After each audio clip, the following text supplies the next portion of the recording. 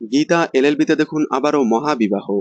Gita LLB শুরু থেকেই TRP চার্টে এগিয়ে থাকলেও লাস্ট কয়েক সপ্তাহ যাবৎ টিআরপি চার্টে অনেকটাই পিছিয়ে পড়েছে। বলতে গেলে অপোজিট ধারাবাহিকের থেকে অনেকটা গ্যাপে পিছিয়ে আছে। এই সপ্তাহে তো 3+ টিআরপিতে এসে দাঁড়িয়েছে। তবে গীতা আগামীতে টিআরপিতে কামব্যাক করতে পারবে কিনা তা বলা যাচ্ছে না। এবার টিআরপিতে এগিয়ে আসতে নিয়ে আসা হচ্ছে আবারও বিয়ের ট্রাক। কৃপান এবং মেহেকের বিয়ের ট্রাক নিয়ে আসা হচ্ছে অঙ্কিতকে ভুলে। তাহলে কি কৃপানের সাথে বিয়ের পিড়িতে বসবে মেহেক, নাকি অন্য কোনো রহস্য উদ্ঘাটন করার জন্যই এই বিয়ের আয়োজন করা হয়েছে?